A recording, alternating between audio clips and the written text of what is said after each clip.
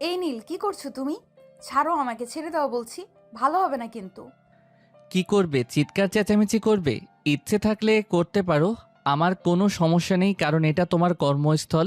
এখানে যদি তোমার নামে বদনাম হয় তাহলে আমার কোনো প্রবলেম হবে না। তুমি কি চাইছো বলো তো? তুমি কেন এমন করছো আমার সঙ্গে? প্লিজ আমাকে ছেড়ে দাও। তোমাকে ছেড়ে দেওয়ার জন্য ধরিনি ডার্লিং।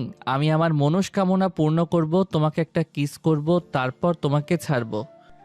এরপর নীল নেহাকে আর কোনো কথা বলার সুযোগ না দিয়েই নেহার ঠোঁট দুটো তার দখলে নিয়ে নিল।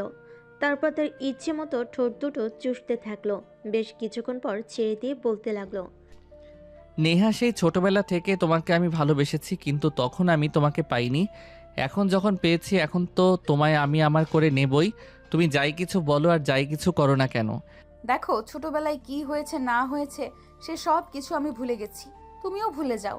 এখন তুমিও বড় হয়েছো আর আমিও বড় হয়েছি। সবচেয়ে বড় কথা হচ্ছে, তুমি আমার বাবার সম্পর্কে খুব ভালো করেই জানো। আমার বাবা কোনো দিনই আমাকে তোমার হাতে তুলে দেবেন না।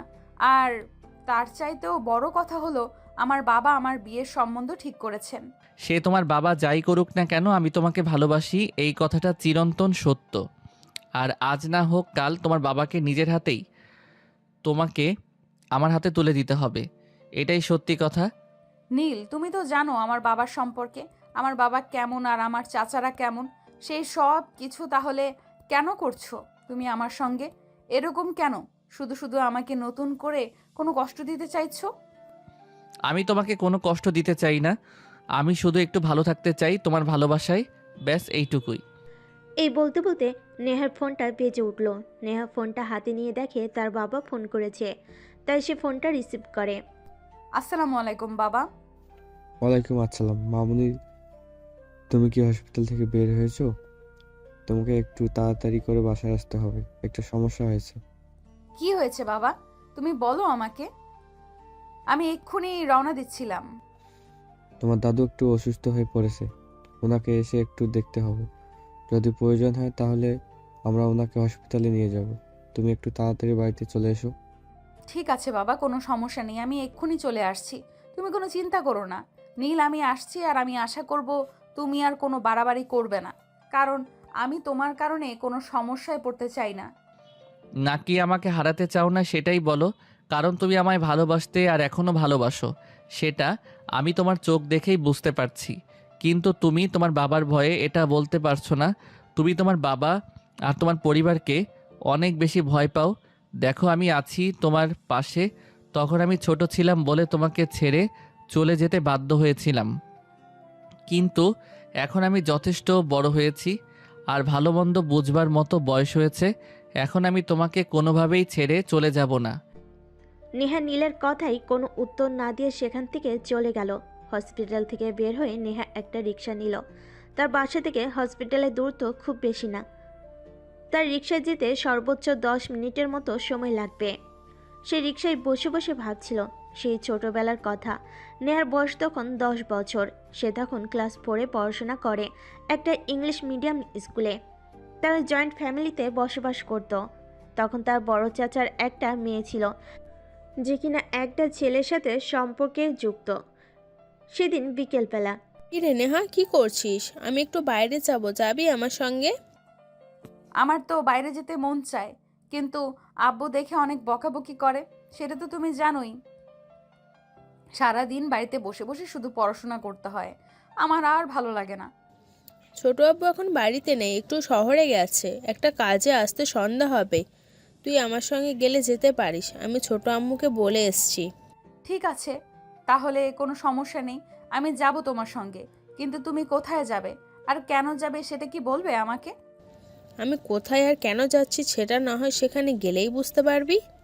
চল না আমার সঙ্গে, লেট হয়ে যাচ্ছে তো, একজন আমার জন্য অপেক্ষা করছে। নেহা তখন কোনো কথা না বলে তার চাচাতো বোনের সঙ্গে চলে গেল। তাদের বাড়ির পাশের একটা বড় বাগান ছিল, সেখানে অপেক্ষা করছিল তার চাচাতো বোনের প্রেমিকের। তার চাচাতো বোন সেখানে পৌঁছে তাকে বলে, নেহা, তুই এখানে বসে অপেক্ষা কর, আমি ওর সঙ্গে কথা বলে 10 মিনিটের মধ্যেই চলে আসব। তুই কিন্তু কোথাও যাবি না, এখানে আমার জন্য অপেক্ষা করবি। ঠিক আছে আপু, কোনো সমস্যা নেই, আমি এখানেই অপেক্ষা করছি। তোমরা কিন্তু দূরে যেও না। আর হ্যাঁ, আব্বু বাসায় আসার আগেই কিন্তু আমাদের বাসায় চলে যেতে হবে, কথাটা মনে রেখো। আরে বাবা ঠিক আছে, এ বিষয়ে তোকে কোনো চিন্তা করতে হবে না। আমি তো জানি ছোট আব্বু চরিত্র সম্পর্কে। আমি সময় মতন চলে আসব, আর ছোট আব্বু বাড়িতে ফিরে আসার আগে আমরা বাড়িতে ফিরে যাব। এই বলে রিমি তার প্রেমিকের সঙ্গে কথা বলতে একটু আড়ালে চলে যায়।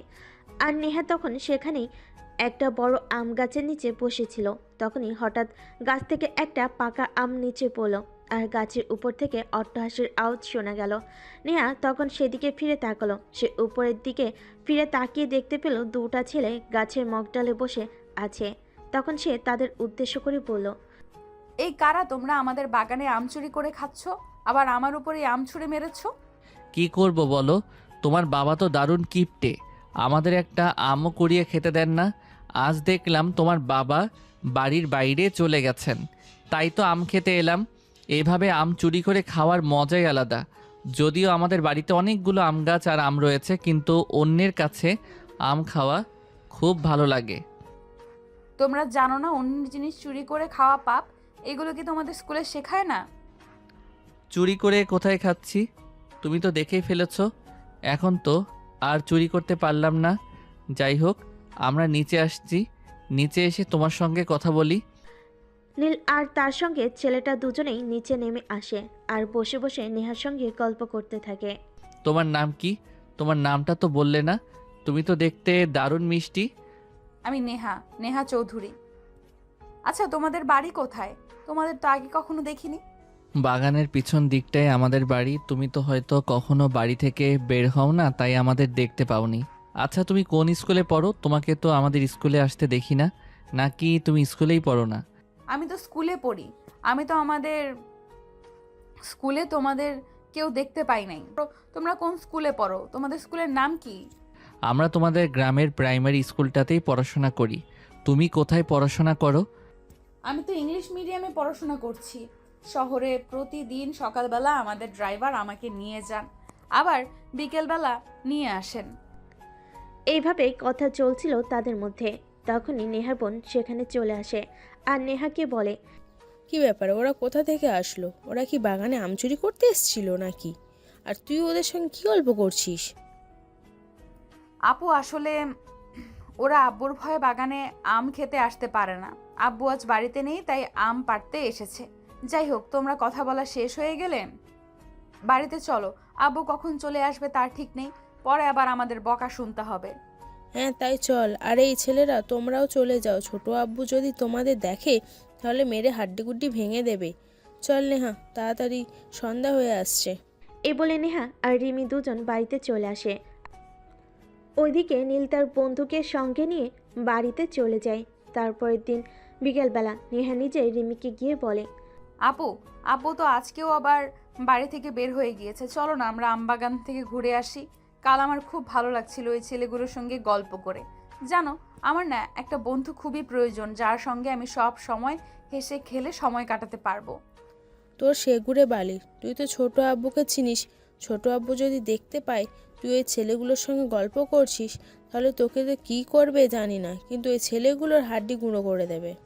আরে আপু, আব্বু এখন বাড়িতে নেই, চলো না যাই। আব্বু বাড়িতে আসার আগেই আমরা চলে আসব। আব্বু কিছু জানতে পারবে না। চলো না প্লিজ, চলো। আচ্ছা ঠিক আছে চল, তবে হ্যাঁ, ছোট আব্বু বাড়িতে চলে আসার আগে কিন্তু আমাদের বাড়িতে আসতে হবে, এটা মাথায় রাখিস। তারপর রিমি আর নেহা দুজনে বাড়ি থেকে বের হয় আর আম বাগানে চলে যায়।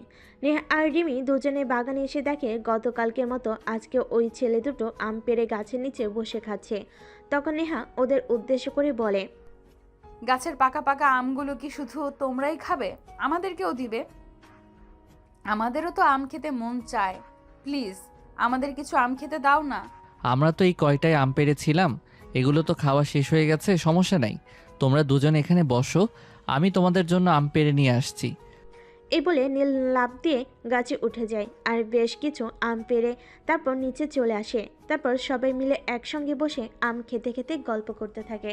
তখনই হঠাৎ কথা চলে নেহা নীলকে বলতে থাকে, এই তুমি একটা কাজ করো না, আমার সঙ্গে আমাদের স্কুলে পড়াশোনা করো না? তোমার সঙ্গে গল্প করতে না আমার ভালোই লাগে। প্রতিদিন সকালবেলা আমি তোমাকে আমার সঙ্গে করে একবার গাড়িতে করে নিয়ে যাব, আবার একবার নিয়ে আসব। সত্যি বলছো? তাহলে আমি আজকেই বাড়িতে গিয়ে আমার আব্বুকে বলবো আমাকে তোমাদের স্কুলে ভর্তি করে দিতে। তোমার সঙ্গে সময় কাটাতে আমারও বেশ ভালোই লাগে। নেহা, তুই কি বলছিস? তুই জানিস ছোট আব্বু যদি এই সব বিষয় জানতে পারে তাহলে কিন্তু তোকে মেরে একদম তক্তা বানিয়ে দেবে। তুই তো জানিস ছোট আব্বু চরিত্র সম্পর্কে। আব্বু কিছু জানতে পারবে না, আমাদের ড্রাইভার আঙ্কেল অনেক ভালো। আমি যেটা বলি সেটাই শুনবে। ড্রাইভার আব্বুকে কিছুই বলবে না। তাহলে তো আব্বুর জানার কোনো চান্সই থাকবে না। যাই হোক, সন্ধ্যা হয়ে আসছে, আমরা এখন আসি। ঠিক আছে, আগামীকালকে দেখা হচ্ছে তোমার সঙ্গে তোমাদের স্কুলে। তুমি যদি তোমার সঙ্গে আমাকে নিয়ে নাও যেতে পারো তাও কোনো সমস্যা নেই, আমি সাইকেল চালাতে পারি, সাইকেলে করে চলে যাব। অতঃপর তাদের কথোপকথন সেদিনকার মতো সেখানে শেষ হয়ে যায় আর সবাই নিজেদের বাড়িতে চলে যায়। সেদিন সন্ধেবেলা যখন নীলের বাবা কাজ শেষ করে বাড়িতে ফিরল তখন সে তার বাবার সঙ্গে বায়না করতে থাকলো। আব্বু, এখানে পড়াশোনা করতে আমার একটু ভালো লাগছে না। গ্রামের সবাই ইংলিশ মিডিয়াম স্কুলে পড়াশোনা করে, আমিও ইংলিশ মিডিয়াম স্কুলে পড়াশোনা করব। প্লিজ আমাকে ইংলিশ মিডিয়াম স্কুলে ভর্তি করিয়ে দাও। আমাদের নুন আনতে পান্তা বুড়ি, আর এইদিকে সাহেব নাকি ইংলিশ মিডিয়ামে পড়াশোনা করবেন। শোন, আমাদের এত টাকা নেই যে আমরা তোকে ইংলিশ মিডিয়ামে পড়াশোনা করাবো। যেখানে পড়াশোনা করিস সেখানেই কর। তুমি এরকম কেন করছো? ছেলেটা ইংলিশ মিডিয়াম স্কুলে পড়াশোনা করতে চাইছে, প্লিজ ওকে একটু ভর্তি করিয়ে দাও। তোমার যদি ওর পড়াশোনার খরচ চালাতে সমস্যা হয় আমি নিজে কিছু একটা করব। তাছাড়া আমাদের তো একটা মাত্র ছেলে, আমরা যদি ওর ইচ্ছের আবদারগুলো পূরণ করতে নাই পারি তাহলে আমরা কেমন বাবা মা বলো? তুমিও তোমার ছেলের সঙ্গে পাল্লা দিয়ে কথা বলছো? আচ্ছা ঠিক আছে, আমি তোমার ছেলেকে ইংলিশ মিডিয়ামে ভর্তি করিয়ে দিব, কিন্তু আমি ওকে এত দূর যাওয়া আসার পয়সা প্রতিদিন দিতে পারবো না। ও যদি সাইকেল চালিয়ে স্কুলে যেতে পারে যাবে, নয়তো ওর স্কুলে যাওয়ার কোনো প্রয়োজন নেই। ঠিক আছে আব্বু, থ্যাংক ইউ সো মাচ, কোনো সমস্যা নেই। আমি প্রতিদিন সাইকেল চালিয়ে স্কুলে যাব, কিন্তু তারপর তুমি আমাকে ইংলিশ মিডিয়াম স্কুলে ভর্তি করিয়ে দাও। আমি ওখানে পড়াশোনা করতে চাই। আমি তোমাদের একমাত্র ছেলে, বড় হয়ে কিছু একটা করতে চাই, যেটা এখানকার স্কুলে পড়াশোনা করে সম্ভব হবে না। হ্যাঁ বাবা, ঠিক আছে, কোনো সমস্যা নেই। তুই আমাদের একমাত্র সন্তান, তুই আমাদের কাছে কিছু চাইবি আর আমরা তোকে সেটা দেব না, হতে পারে না কি? এমনটা তোর জন্য আমরা সব কিছু করতে রাজি আছি। আমরা আমাদের সবটা দিয়ে চেষ্টা করছি। অতঃপর কথাবার্তা শেষ করে সবাই মিলে সেদিনকার মতো রাতের খাবার শেষ করে ঘুমিয়ে পড়ল। পরের দিন সকালবেলা ঘুম থেকে উঠে নীল একদম পরিপাটি হয়ে রেডি হয়ে নিল। তার এমন অবস্থা দেখে তার আম্মু তাকে বলে, কি রে নীল, তুই কি স্কুলে পড়াশোনা করতে যাচ্ছিস নাকি এই বয়সে প্রেমের হাওয়া মনে ঢুকেছে সে যে এরকম হিরোর মতো সেজে তারপর স্কুল যাচ্ছিস? আরে আম্মু, এসব তুমি কি বলছো? আমি এখনো অনেক ছোট, ওসব করার বয়স আমার হয়নি। তাছাড়া ইংলিশ মিডিয়াম স্কুলে ভর্তি হতে যাচ্ছি বলে কথা, একটু তো পরিপাটি হয়ে যেতেই হবে, তা না হলে তো সবাই আমাকে বলবে আমি একটা গাইয়া খ্যাত। ইংলিশ মিডিয়াম স্কুলে পড়াশোনা করার মতো কোনো যোগ্যতাই আমার নেই, তাই তো একটু পরিপাটি হয়ে রেডি হয়েছি। ঠিক আছে বাবা, কোনো সমস্যা নেই। এখন একটু তাড়াতাড়ি বাড়ি থেকে বের হও, আমাকে আবার তোমাকে অ্যাডমিশন করিয়ে দিয়ে কাজে যেতে হবে। আমি যদি ঠিকঠাক মতো কাজ না করি তাহলে তোমার পড়াশোনার খরচ কে চালাবে সেটা তুমি আমাকে নিজেই বলো না।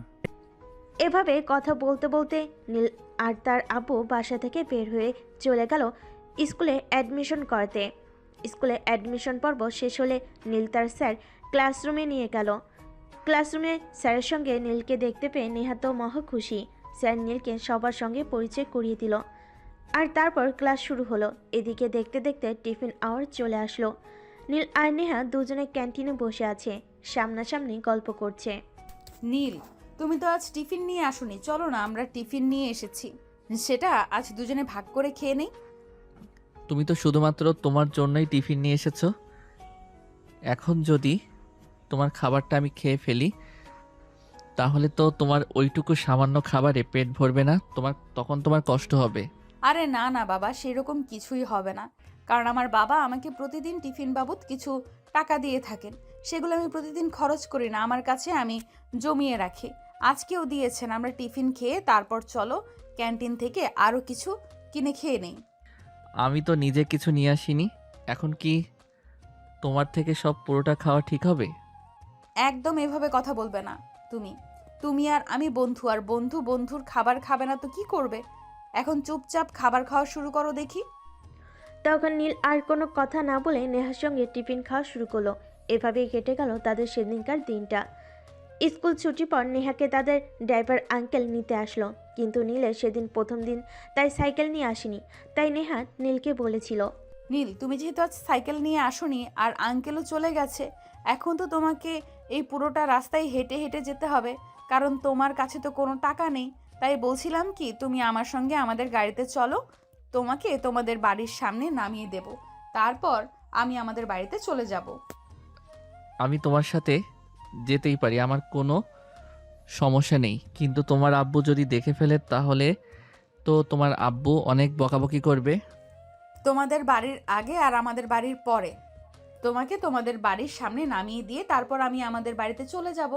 আর ড্রাইভার আঙ্কেলকে আমি বলে দিব, ড্রাইভার আঙ্কেল যাতে আব্বুকে এ ব্যাপারে কোনো কিছু না বলে, তাহলে আব্বু এ ব্যাপারে কোনো কিছুই জানবে না। তখন নীল আর কোনো কথা না বলে চুপচাপ নেহার সঙ্গে গাড়িতে উঠে বসলো। কিন্তু অঘটন ঘটলো মাঝ রাস্তায় যাওয়ার পর। নেহার আপু কোথাও একটা যাচ্ছিল, তিনি নেহাদের গাড়িটা দেখতে পেয়ে গাড়ি দাঁড় করালো আর নেহার সঙ্গে কথা বলতে গাড়ি থেকে নেমে আসেন। তখনই নেহার বুকটা ভয়ে ধরপড় করছিল। কি রে নেহা, তোমার সঙ্গে গাড়ির ভিতর এই ছেলেটা কে? তো আগে কখনো দেখিনি। আব্বু, এই ছেলেটার বাড়ি আমাদের আমবাগানের পেছন দিকটায়, যে বড় বাড়িটা আছে ওই বাড়িটা। আসলে আমাদের স্কুলে আজকে অ্যাডমিশন নিয়েছে, তাই আমি বললাম আজ আমার সঙ্গে যেতে, কাল থেকে সাইকেলে করে আসবে। তুমি কি চেনো এই ছেলেটাকে? চেনা নেই, জানা নেই, এভাবে কাউকে নিজের সঙ্গে নিয়ে যাওয়াটা ঠিক নয়। আর এই ছেলে তুমি বা কেমন? তোমার বাবা মা তোমাকে কোন শিক্ষা দেয়নি নাকি? তোমার বাবা তোমাকে স্কুলে অ্যাডমিশন করিয়েছে, কিন্তু স্কুলে যাওয়া আসা করবা রিক্সা ভাড়ার টাকাটা দেওয়ার ক্ষমতা নেই। প্লিজ আব্বু, ওকে এভাবে বলো না। ও আমার সঙ্গে আসতে চায়নি, আমি জোর করে ওকে আমার সঙ্গে নিয়ে এসেছি। ওর কোনো দোষ নেই, সব দোষ আমার। তোমার কিছু বলার থাকলে তুমি আমাকে বলো। ও আমার বন্ধু, ওর সঙ্গে এরকম আচরণ করো না। দেখো নেহা, যে কেউ তোমার বন্ধু হতে পারে না। বন্ধু হওয়ার জন্য নিম্নতম একটা যোগ্যতা থাকা প্রয়োজন। সবাই তোমার বন্ধু হতে পারে না, বুঝতে পেরেছো? ঠিক আছে আব্বু, কোনো সমস্যা নেই। আমি আজকের পর থেকে ওকে আর আমার সঙ্গে নেব না। তুমি প্লিজ ওকে বকো না। তারপর নেহার বাবা সেখান থেকে চলে গেল, তাও গাড়িতে করে বাড়িতে চলে আসলো। এর পরের দিন থেকে নীল প্রতিদিন সাইকেলে করে স্কুলে যেত আর নেহা তাদের গাড়িতে করে। এভাবেই চলতে থাকলো তাদের দিন। এভাবে নেহা আর নীলের মধ্যে একটা ভালো সম্পর্ক তৈরি হয়ে গেল। তার প্রতিদিন টিফিন ভাগ করে খেত। স্কুল শেষে মাঝে মধ্যে দুজন ঘুরতে যেত, যদিও নীল নেহার সঙ্গে যেতে চাইতো না, কারণ নীল জানতো নেহার বাবার চরিত্র সম্পর্কে।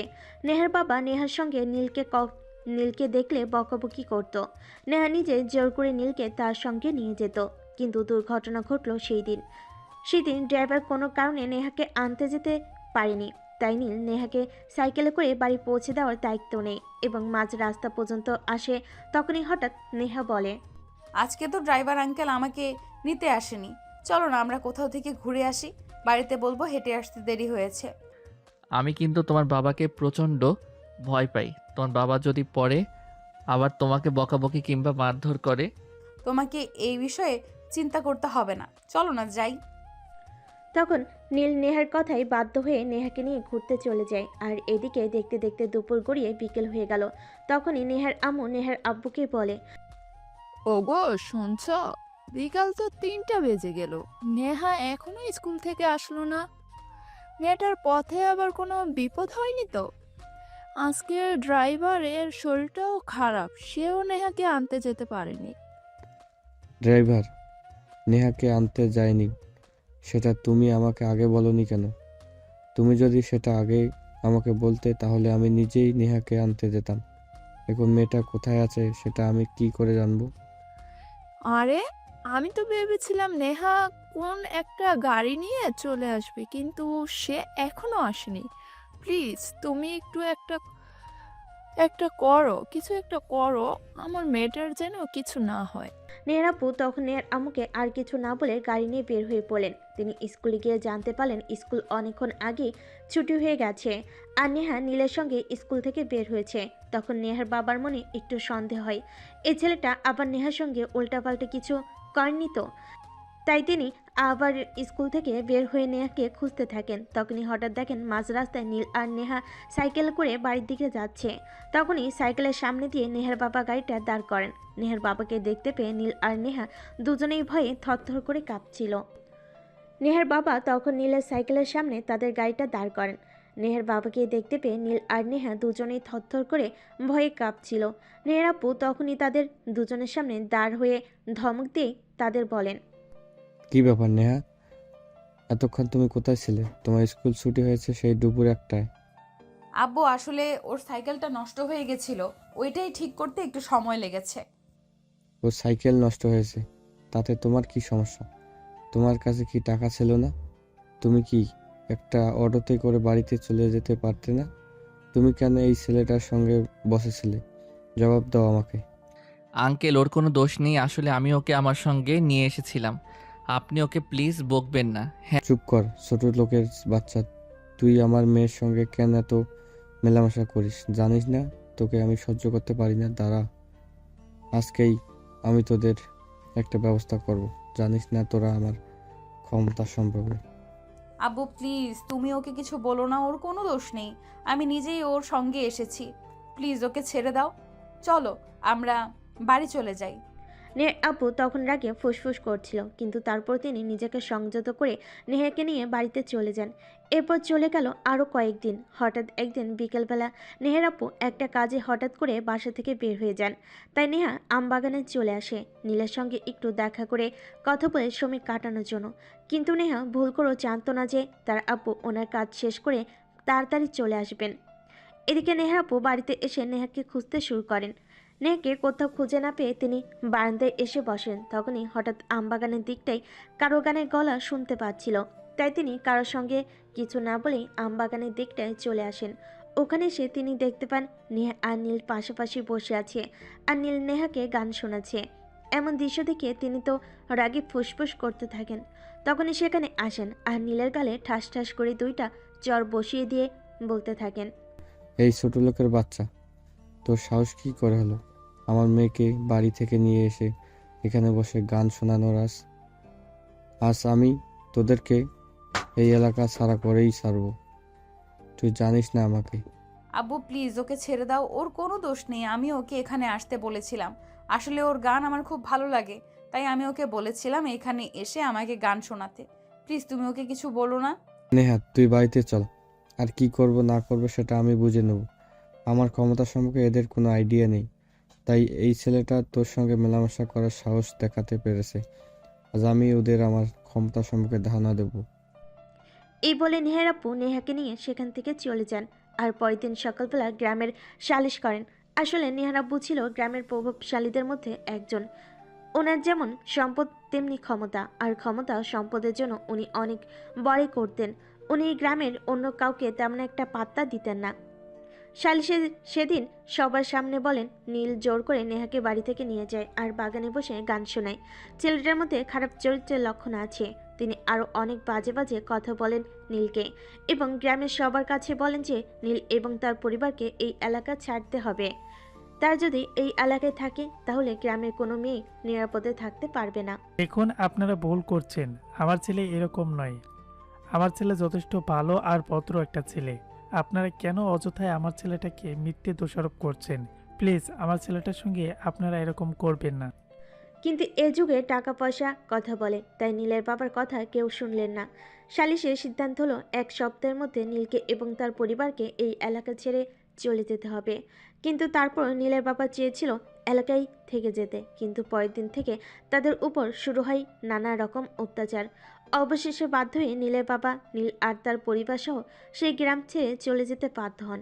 তারা শহরে চলে যান আর সেখান থেকে শুরু হয় তাদের নতুন জীবন। নীল একটা স্কুলে ভর্তি হয় আর সেখান থেকে পড়াশোনা শুরু করে। দেখতে দেখতে চলে গেল 12টা বছর। এখন নীল একজন ডাক্তার। সেই ডাক্তারি পড়াশোনা শেষ করে একটা সরকারি হসপিটালে চাকরি নিয়েছে, আর আজকে তার চাকরিতে জয়েন হবার ডেট। তাই সে সকালবেলা ঘুম থেকে উঠেই নিজের কর্মস্থলে যাওয়ার জন্য তৈরি হয়ে যায়। আজকে তার প্রথম দিন, তাই তাকে একটু আগে ভাগে যেতে হবে। তাছাড়া তার পোস্টিং হয়েছে এমন একটা এলাকায় যেখানে তার বাসা থেকে যেতে প্রায় 4 ঘন্টার মতো সময় লাগবে, তাই সে একটু সকালবেলায় বের হয়েছে। অপরদিকে নেহাও সেই একই হসপিটালে চাকরি হয়েছে। তার দুজনে যে একই হসপিটালে চাকরি নিয়েছে সেটা তাদের মধ্যে কেউই জানতো না। আর 12 বছর চলে গেছে, এর মধ্যে তাদের দুজনের মধ্যে কোনো যোগাযোগও ছিল না, কারণ নীল এরপর আর কখনোই গ্রামের বাড়িতে যায়নি। যদিও নেহা অনেকবার নীলের সঙ্গে যোগাযোগ করার চেষ্টা করেছে, কিন্তু যোগাযোগ আর হয়ে ওঠেনি। আর করবেই বা কী করে, নীল তো শহরে চলে গিয়েছে, কিন্তু কোন শহরে গিয়েছে সেটা তো নেহা জানতো না। আর নীল নিজে থেকে নেহার সঙ্গে কোনো যোগাযোগ করার চেষ্টা করেনি, কারণ তখন নেহা আর নেহার পরিবারের প্রতি ছিল তার এক আকাশ সমান ঘৃণা। কারণ তার পরিবারের কারণেই তাদেরকে নিজের ভিটে মাটি ছেড়ে অন্যত্র চলে যেতে হয়েছিল। নীল নিজের কর্মস্থলে পৌঁছায় আর চাকরি করতে থাকে। এভাবেই চলে গেল 1 সপ্তাহ। 1 সপ্তাহ পর হঠাৎই তার নেহার সঙ্গে দেখা হয়, কিন্তু সে নেহাকে চিনতে পায়নি। এক্সকিউজ মি মিস্টার, আপনি ডাক্তার নীল তো? হ্যাঁ, আমি নীল। কিন্তু আপনি কে? আপনাকে তো চিনতে পারলাম না। আর এই 1 সপ্তাহ হলো আমি এই হসপিটালে জয়েন করেছি। এর মধ্যে তো আপনাকে একদিন দেখতেও পেলাম না। আমার একটা সমস্যা ছিল যার কারণে বিগত 7 দিন আমি হসপিটালে আসতে পারিনি। যাই হোক, আপনাকে রাহুল স্যার ওনার কেবিনে ডেকেছেন, তাই বলতে এলাম। ওকে, ঠিক আছে, সমস্যা নেই, আমি পৌঁছে যাব।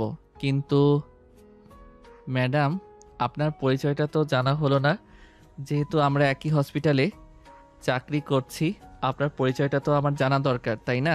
এত তাড়াহুড়ো করার কি আছে? আমরা যেহেতু একই হসপিটালে চাকরি করছি, তাহলে সময় হলে অবশ্যই সব কিছু জানতে পারবেন। যাই হোক, আপনি যেহেতু এত করে বলছেন, তাহলে বলে যাই, আমার নাম নেহা, নেহা চৌধুরী। যাই হোক, আমি আসছি।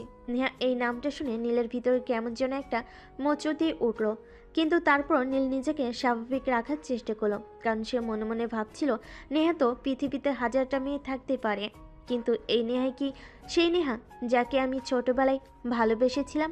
না, এমনটা হতে পারে না। এইভাবে নীলের মনের মধ্যে 7-5 ঘুরছিল। এসব ভাবতে ভাবতে নীল রাহুল স্যারের কেবিনে চলে গেলেন। Excuse me sir, may I come in? Doctor Neha বলল আপনি আমায় ডেকেছেন। হ্যাঁ, আপনার সঙ্গে একটু কথা বলার ছিল, তাই আমি ডেকেছিলাম। দেখুন, আপনি হসপিটালে জয়েন করেছেন 1 সপ্তাহ মতো হলো, আর ডক্টর নেহাও এখানে নতুন জয়েন করেছেন। তাই আমি চাই আপনাদের দুজনকে নিয়ে ভালোভাবে কিছু কাজ করতে। হ্যাঁ স্যার, অবশ্যই, বলুন আপনি কি করতে চান। আর স্যার, যদি কিছু মনে না করেন, আমি ডক্টর নেহার ব্যাপারে আপনাকে কিছু জিজ্ঞাসা করতে চাই। ডক্টর নেহার ব্যাপারে আপনি আমাকে কিছু জিজ্ঞাসা করতে চান? আচ্ছা বলুন তো, আপনি ডক্টর নেহার ব্যাপারে কি জানতে চান? সরাসরি তেমন কিছুই না, আমি আসলে ডক্টর নেহার পরিচয়টা জানতে চাই। ডক্টর নেহাকে আমার মনে হয় আমি এর আগেও কোথাও দেখেছি বা চিনি জানি বলে। নেহা যদি আপনার পূর্ব পরিচিত হয়ে থাকে, তাহলে তো আপনি নেহার সঙ্গে নিজেই সরাসরি কথা বলতে পারেন। এ ব্যাপারে আমার সঙ্গে কেন আপনি কথা বলেছেন, আর আমার কাছে বা কেন জানতে চাইছেন এই বিষয়ে? প্লিজ স্যার, দেখুন, ডক্টর নেহা একটা মেয়ে মানুষ, আর একটা মেয়ে মানুষকে এভাবে সরাসরি কিছু জিজ্ঞাসা করা আমার রুচিতে বাধে। তাই আপনি তো একজন পুরুষ মানুষ, আপনাকে জিজ্ঞাসা করলাম। প্লিজ স্যার, বলুন না ডক্টর নেহার ব্যাপারে কিছু। নেহার বাবা আমজাদ চৌধুরী। আমি শুধু এইটুকুই জানি, এর বেশি কিছু আমি জানি না। তাছাড়া নেহা গ্রাম থেকে এসেছে, তবে এর আগে সে সিঙ্গাপুরে থেকে পড়াশোনা করত। পড়াশোনা শেষ করে কিছুদিন গ্রামের বাড়িতে ছিল, আর তারপরে এখানে চাকরি নিয়েছে। তবে তার গ্রামের বাড়ি কোথায় সেটা আমি জানি না। ঠিক আছে স্যার, কোনো সমস্যা নেই, আমি জেনে নেব। যাই হোক স্যার, আপনি যেটুকু বলেছেন সেটুকুর জন্য আপনাকে অনেক ধন্যবাদ, কারণ আপনার দেয়া ইনফরমেশন আমার জানা তথ্যের সঙ্গে মিলে যাচ্ছে। আমি বুঝতে পারতেছি না ডক্টর নীল, আপনার কি কিছু হয়েছে কি না? আপনি কেন ডক্টর নেহার ব্যাপারে এত ইন্টারেস্ট দেখাচ্ছেন? আর কেমন তথ্য যেটা আপনার জানা তথ্যের সঙ্গে মিলে যাচ্ছে আমি যেটা বুঝতে পারছি না। আপনি কি দয়া করে আমায় কিছু খুলে বলবেন? না স্যার, আমি এক্ষুনি আপনাকে কিছু বলতে চাইছি না, আর বলতে চাইও না। যদি আমার জানা তথ্যের সঙ্গে আপনার দেয়া তথ্য মিলে যায় তাহলেই আমি আপনাকে সব খুলে বলবো। এখন আমি আসি।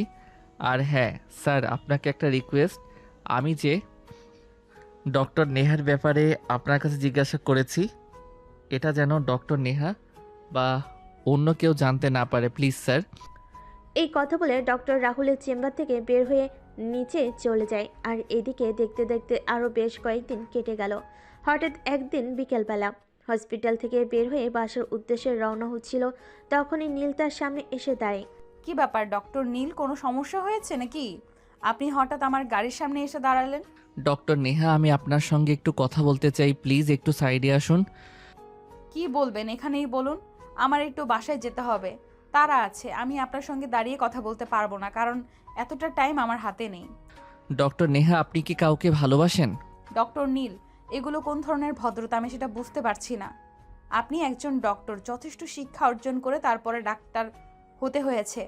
আপনি আমাকে এমন প্রশ্ন কোন সাহসে করছেন আমি সেটাই বুঝতে পারছি না।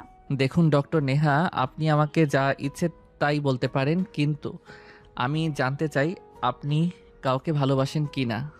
আপনার জীবনে যদি অতীতে কেউ থেকেও থাকে তাহলেও আপনি সেটা আমাকে বলতে পারেন।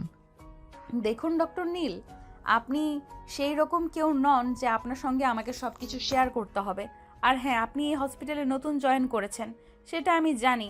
তাই আমি বলবো আপনি নিজের লিমিটের মধ্যে থাকেন। আমি ডাক্তারি করছি, কিন্তু তার মানে এই নয় যে আমাকে ডাক্তারি করে পেট চালাতে হয়।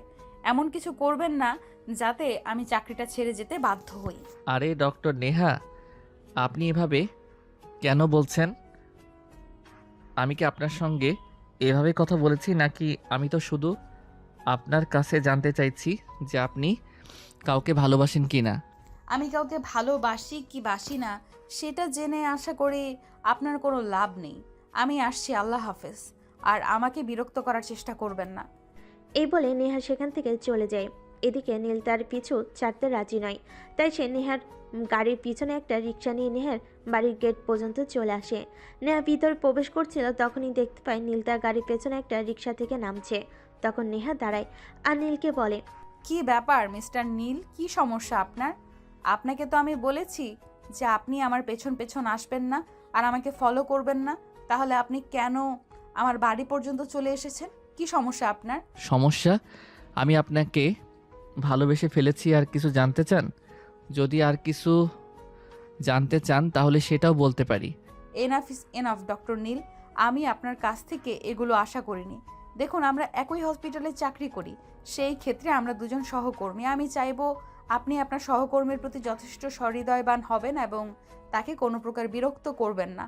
আর যদি আপনি নেক্সট টাইম আমাকে এইভাবে বিরক্ত করতে আসেন তাহলে কিন্তু আমি হসপিটাল অথরিটির কাছে আপনার নামে কমপ্লেন করতে বাধ্য হব।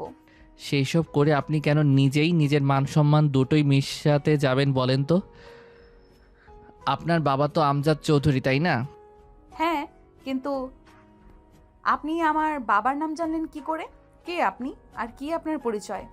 আমি তোমার নীল, সেই নীল যে তোমার জন্য ইংলিশ মিডিয়াম স্কুলে ভর্তি হয়েছিল, যে তোমাদের বাড়ির পিছনের আম বাগানে বসে তোমাকে গান শোনাতো আর সেই অপরাধে এলাকা ছাড়া হতে হয়েছিল। কি প্রমাণ আছে যে আপনি সেই নীল? দেখুন, আপনার সাথে কথা বলে সময় নষ্ট করার সময় আমার হাতে নেই। আমি আসছি। প্রমাণ আছে। সেই ছোটবেলায় যখন আমি স্কুলে টিফিন নিয়ে যেতাম, তখন আমার টিফিন বক্সটা খুব একটা ভালো ছিল না, তাই তুমি তোমার একটা টিফিন বক্স আমাকে দিয়েছিলে, আর সেটা এখনও আমার কাছে আছে। তোমার দেওয়া শেষ স্মৃতিচিহ্ন হিসেবে আমি আমার কাছে রেখে দিয়েছিলাম। আমি যে সব কথা বিশ্বাস করি না, প্লিজ আপনি এখান থেকে চলে যান, আর দয়া করে আমাকে বিরক্ত করবেন না। আর একটা কথা, আপনি যদি সেই মানুষটা হয়েও থাকেন তাহলে এখন আমার কিছু করার নেই, কারণ আমার বাবা আমার জন্য বিয়ের সম্বন্ধ ঠিক করে রেখেছেন, আর আমি আমার বাবার পছন্দ করা সেই ছেলেটাকেই বিয়ে করব। আমি আমার বাবার কথা কখনোই অমান্য করি না। সেটা হবে না নেহা, কারণ সেই ছোটবেলা থেকে আমি তোমাকে ভালোবাসি আর তুমিও আমাকে ভালোবাসতে, কিন্তু তুমি তোমার বাবার ভয়ে এটা বলতে পারোনি। এখন তুমিও বড় হয়েছো আর আমিও বড় হয়েছি। এখন আমরা কাউকে ভয় পাই না, তাই আমাদের এখন সময় এসেছে নিজেদের ভালোবাসাকে নিজেদের করে নেবার। বাড়ির গেটের সামনে দাঁড়িয়ে এভাবে কথা বলছিল নীল আর নেহা। তখনই দোতলায় বেলকনি থেকে নেহার আব্বু সেটা দেখে ফেলে আর নেহাকে ডাক দিয়ে বলে, কিরে নেহা, ওখানে কি করিস? আর এই ছেলেটা কে? ওই ছেলেটাকে তো আমাদের এলাকায় এর আগে কখনো দেখিনি। নেহা তখন তার আব্বুর কথার কোনো উত্তর না দিয়ে নীলকে বলতে থাকে, আপনি প্লিজ এখান থেকে চলে যান। আপনি আমার আব্বুকে চেনেন না। আমার আব্বু যদি জানতে পারে যে আপনি আমার সঙ্গে এখানে এইভাবে এইসব কথা বলছেন, তাহলে মেরে আপনার হাড্ডিগুড্ডি সব ভেঙে ফেলবে। এই বলে নীলকে আর কোনো কথা বলার সুযোগ না দিয়ে নেহা সেখান থেকে দৌড়ে ভিতরে চলে আসে। আর ড্রয়িং রুমে আসতেই তার আব্বু আবার তার পথ আগলে দাঁড়ান আর তাকে বলে, কিরে নেহা, তোকে আমি কিছু জিজ্ঞাসা করছিলাম, কিন্তু তুই আমার কথার কোনো উত্তর দিসনি কেন? এই ছেলেটা কে? আর তোর সঙ্গে কি কথা বলছিল? আব্বু, এই ছেলেটা এই শহরে নতুন এসেছে আর সামনের বাসার একটা ঠিকানা জিজ্ঞেস করছিল, তাই আমি তাকে বলে দিচ্ছিলাম। নেহা দেখ, আমি তোর চাইতে বয়সে বড়, তাই তোর বাবা হতে পেরেছি। আমাকে ভুলভাল বোঝাতে আসিস না। আমি দেখছি তুই অনেকক্ষণ ধরেই ছেলেটার সঙ্গে কথা বলছিস, বল আমাকে। আব্বু, ছেলেটা এলাকায় নতুন এসেছে, তাই অনেক কিছুই বলে তারপর বোঝাতে হয়েছে। আমি এই ছেলেটার সঙ্গে কি কথা বলতে যাব? তুমি কি আমায় বিশ্বাস করো না নাকি? আমি সেটাই বুঝতে পারছি না। ঠিক আছে, ভিতরে রুমে যাও। আর একটা কথা বলার ছিল তোমাকে, আগামীকাল তো শুক্রবার। তোমার এই যে ছেলেটার সঙ্গে বিয়ের দিন তারিখ ঠিক করে রাখা হয়েছে, সে বাংলাদেশে ফিরে এসেছে আর আগামীকালকেই তোমাদের এঙ্গেজমেন্ট হবে। আব্বু, এত তাড়াতাড়ি করার কি আছে? এসব সবে তো আমি ডাক্তারি পাশ করে চাকরি নিয়েছি। কয়েকটা দিন চাকরি করতে দাও, আমাকে একটু স্বাধীন হয়ে বাঁচতে দাও, তারপর বিয়ে শাদী নিয়ে চিন্তা করি। চাকরি বাকরি তো বিয়ের পরেও করতে পারবে, তাই না? ওই ফ্যামিলির কেউ তো তোমাকে চাকরি করতে নিষেধ করেনি। ছেলেটা এতদিন পর বাংলাদেশে এসেছে, তাই চাই এঙ্গেজমেন্ট সেরে তোমার সঙ্গে কিছু সময় কাটাতে। তারপরও বাবা, তুমি প্লিজ এই ছেলেটাকে বলো আমাকে আর কয়টা দিন সময় দিতে। আমি এখনই বিয়ে বা এঙ্গেজমেন্টের জন্য মানসিকভাবে প্রস্তুত নই। তুমি প্রস্তুত নও, নিজেকে প্রস্তুত করো। ছেলেটা বাংলাদেশে এসেছে শুধু তোমাকে বিয়ে করার জন্য। আর আমি কি করে এসব কথা বলবো বলো? আমি এসব কথা বলতে পারবো না। তুমি নিজেকেই তৈরি করো। নেহা তখন কোনো কথা না বলে সেখান থেকে সোজা নিজের রুমে চলে গেল। তারপর দরজা বন্ধ করে অনেকক্ষণ কান্নাকাটি করলো। নিজের অতীতের কথা মনে পড়ে কত সুন্দর ছিল সেই ছোটবেলাকার দিনগুলো। সে তো নীলকে সত্যি মন থেকে ভালোবেসে ফেলেছিল, যেটাকে ছোটবেলার প্রেম বা প্রথম ভালোবাসা বলা হয়ে থাকে। কিন্তু ভালোবাসাটা তার জন্য ভালো ছিল না, যার কারণে তার নীলকে হারিয়ে ফেলতে হয়েছিল। এখন যেহেতু আবার নীল ফিরে এসেছে, সে কি নীলকে পাবে? এসব চিন্তা করছিল নেহা। তার মনে আরও একটা চিন্তা ঘুরপাক খাচ্ছিল, সে কি তার নীলকে পেয়েছে, নাকি এটা নীলরূপী অন্য কেউ? এসব চিন্তা করতে করতে নেহা একদম চিন্তায় বিভোর হয়ে যাচ্ছিল। সে বেলকনিতে বসেছিল, এমন সময় হঠাৎ তার ফোনটা বেজে উঠল। সে মোবাইলটা হাতে নিয়ে দেখে একটা আননোন নাম্বার থেকে ফোন এসেছে। নেহা সচরাচর আননোন নাম্বারে ফোন রিসিভ করে না, কিন্তু তারপর তার মনে কি জানি একটা বাজলো, তাই সে ফোনটা রিসিভ করে। আসসালামু আলাইকুম ডক্টর নেহা, কি ব্যাপার, কেমন আছেন আপনি? ওয়ালাইকুম আসসালাম। আল্লাহর রহমতে ভালোই আছি, কিন্তু কে আপনি? আপনার পরিচয় কি? আপনাকে তো আমি চিনতে পারিনি। আমি আপনার খুব কাছের একজন কেউ ডক্টর নেহা, আপনি একটু ভাবেন তাহলে চিনতে পারবেন। ও আচ্ছা, আপনাকে আমি চিনতে পেরেছি। আপনি ডক্টর নীল, তাই না? আপনি আমার নাম্বার কোথায় পেলেন, আর আমাকে কেনই বা ফোন করেছেন? নেহা, আমি তোমাকে এখনো ততটাই ভালোবাসি যতটা তখন বাসতাম। প্লিজ নেহা, তুমি তোমার বাবাকে আর ভয় পেও না, আমার হয়ে আমার কাছে চলে আসো। দেখুন, আমি আপনাকে তখনও রিকোয়েস্ট করে বলেছি আর এখনও বলছি, আপনি প্লিজ আমার পথ থেকে সরে যান।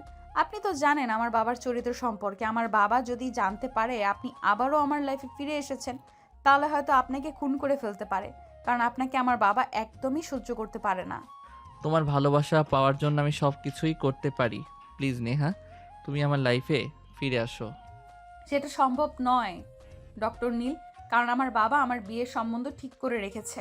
সেই ছেলে এতদিন দেশের বাইরে ছিল আর কয়েকদিন হলো বাংলাদেশে এসেছে, যেটা আমি জানতাম না। আর আজকে বাসায় আসার পর জানতে পারলাম আমার আব্বু বলেছে আগামী শুক্রবার ওই ছেলের সঙ্গে আমার এঙ্গেজমেন্ট হয়ে যাবে। হোক, তাতে আমার কোনো সমস্যা নেই। ওই ছেলের সঙ্গে তোমার এঙ্গেজমেন্ট হয়ে গেলে যে তোমার বিয়ে হয়ে যাবে তেমন তো নয়, দুটো সম্পূর্ণ আলাদা বিষয়।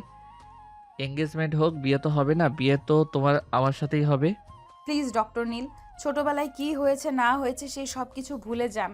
এখন বড় হয়েছেন, আমিও বড় হয়েছি। তাছাড়া আমি আমার বাবাকে প্রচণ্ড ভয় পাই।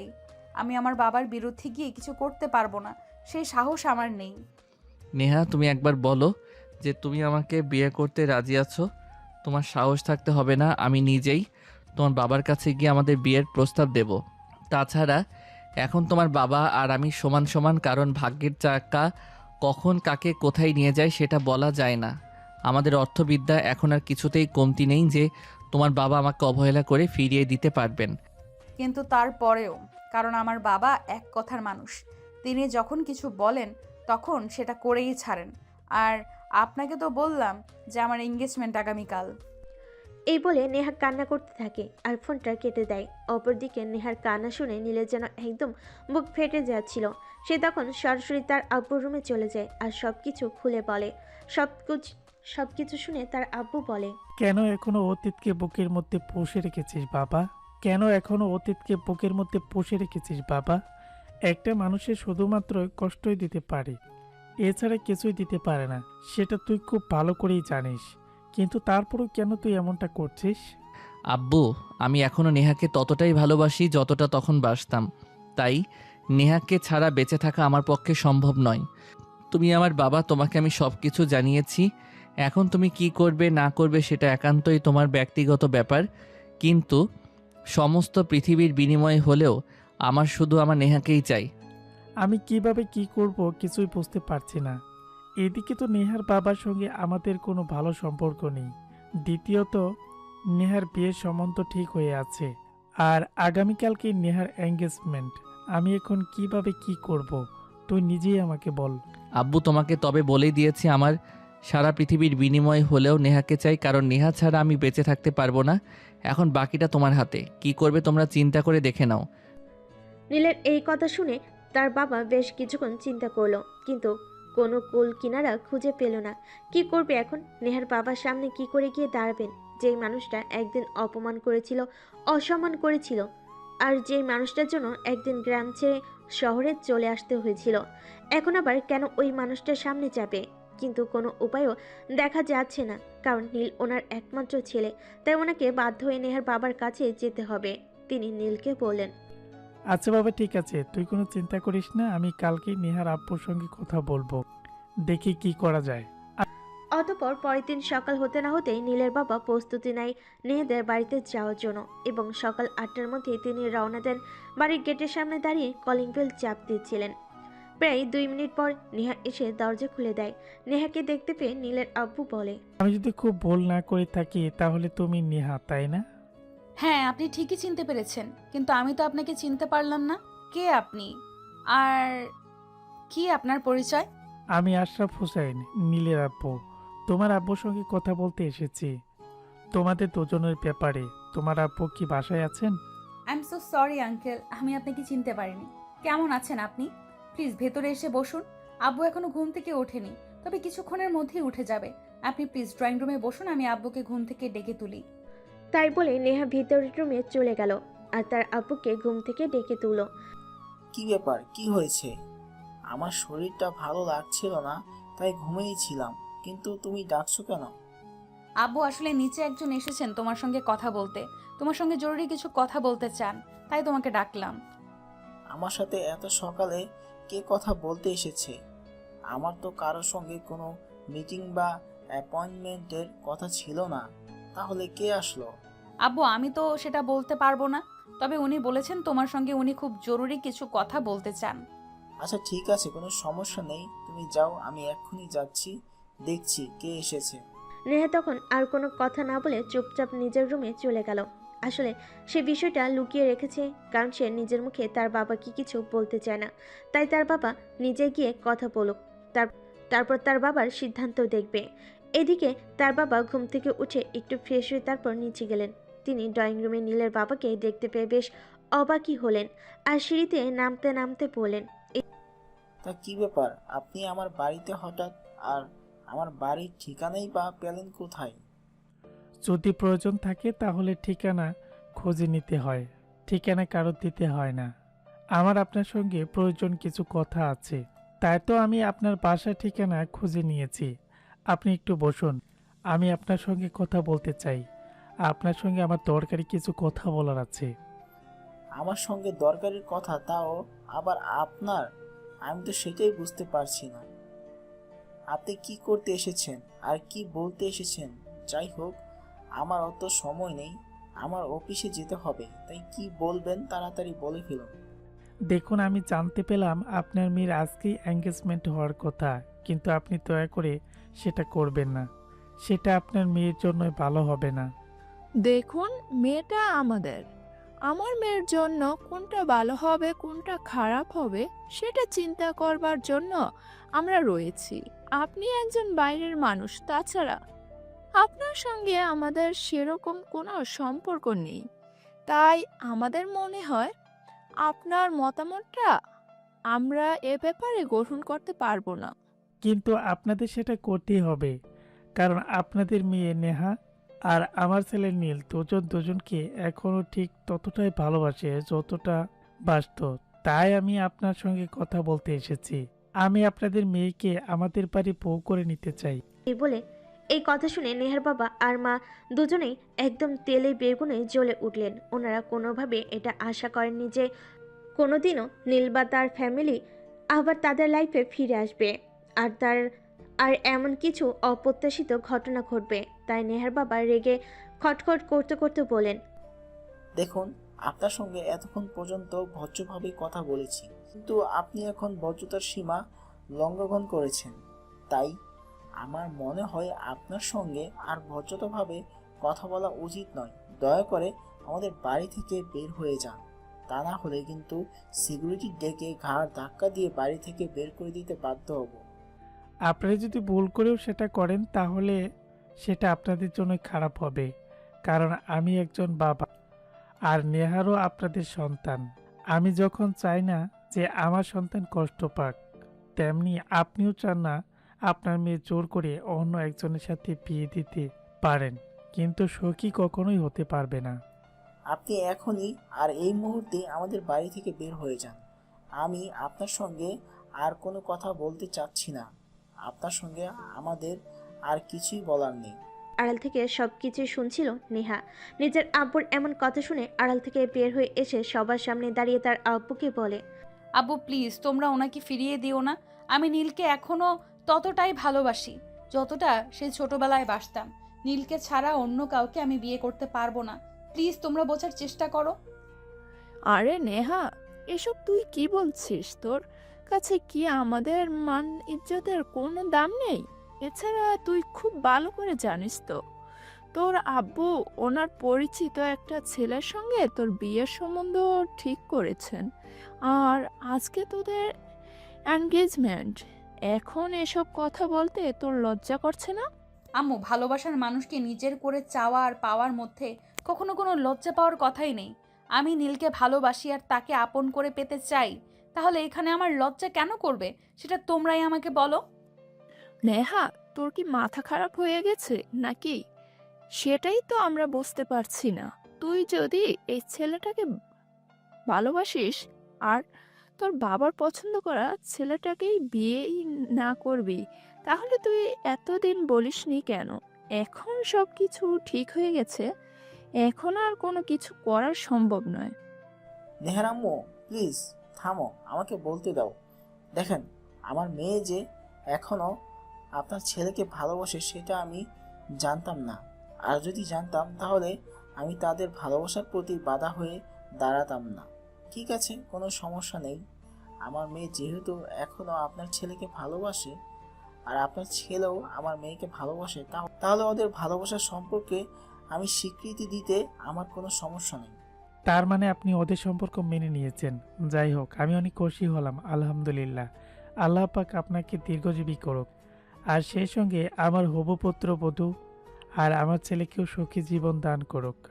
আব্বুর এমন সিদ্ধান্ত নেহা অনেক খুশি হয় আর খুশিতে লাফাতে লাফাতে নিজের রুমে চলে যায় আর মোবাইলটা বের করে সঙ্গে সঙ্গে নীলকে ফোন দেয়।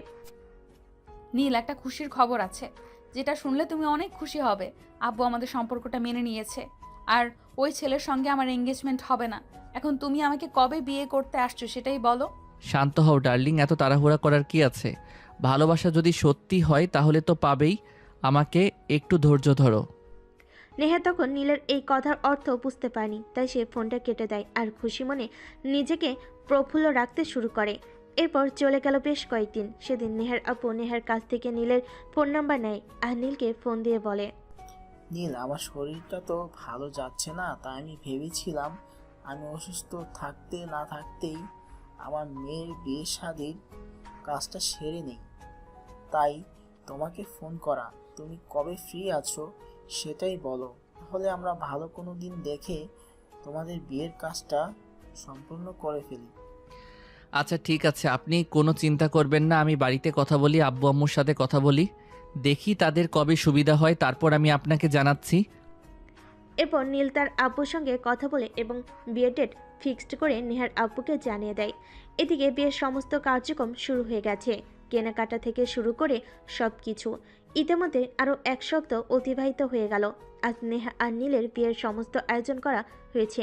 এদিকে নেহা বসে আছে আর বারবার নীলকে ফোন করে যাচ্ছিল, কিন্তু নীল ফোন তুলছে না। এদিকে বরযাত্রীর আসতে দেরি হচ্ছে দেখে নেহার আব্বু ও নীলকে ফোন করছিল, কিন্তু ফোনে পাচ্ছিল না। তাই তিনি নেহার সঙ্গে কথা বলতে আসেন। কে নেহা, কি হয়েছে? আমি তো কিছুই বুঝতে পারছি না। নীল ফোন তুলছে না কেন? আমি তো অনেকক্ষণ ধরেই ট্রাই করছি। এদিকে আত্মীয় স্বজন সবাই চলে এসেছে আর কাজী সাহেবও চলে এসেছে। এখনও নীলদের বাড়ি থেকে কেউ আসলো না, আর নীলও আসলো না। ওদের কোনো সমস্যা হয়েছে কিনা আমি তো সেটাই বুঝতে পারছি না। আব্বু, আমি তো নিজেও সেটা ভাবছি, নীল কেন ফোন তুলছে না, আর এখনো কেনই বা এসে পৌঁছালো না। যদি কোনো অ্যাক্সিডেন্ট হতো তাহলে তো আমরা সেই খবরটা অন্তত পেতাম, কিন্তু এখনো তো কোনো কিছুই জানতে পারলাম না। আমার খুব টেনশন হচ্ছে আব্বু। মা প্লিজ, তুই কোনো টেনশন করিস না, আমরা দেখছি কি করা যায়। এদিকে সারা বাড়ির মেহমানদের মধ্যে কানাঘুষা শুরু হয়ে গেছে। সবাই এটা ওটা বলছে, কিন্তু নেহার আব্বু সেগুলো কখন শুনবে? এদিকে মেয়ের জামাই আসছে না, এটা সেটা চিন্তা করেই তিনি কুলকিনারা পাচ্ছেন না। এখন আর অন্যদের কথায় কখন গুরুত্ব দেবেন? এভাবে দেখতে দেখতে সারাটা দিন কেটে গেল। নীল একটিবারও ফোন তুলল না আর ফোন করলো না। বাড়ির সমস্ত মেহমান আর আত্মীয় স্বজন সবাই চলে গেল। নেহার বাবাকে সবাই অনেক কথা শোনাচ্ছিল। এদিকে নেহাও লজ্জে আর অপমানে ঘরের দরজা বন্ধ করে শুয়েছিল, কাউকে কিছু বলতে পারছিল না। আর সে বলবেই বা কি? একটা মানুষকে এতটা ভালোবেসেছে, আজ সেই মানুষটার সঙ্গে বিয়ে হওয়ার কথা ছিল, কিন্তু সেই মানুষটা কোনো খোঁজই নেই। কি হলোটা কি সে সেটাই বুঝতে পারছে না।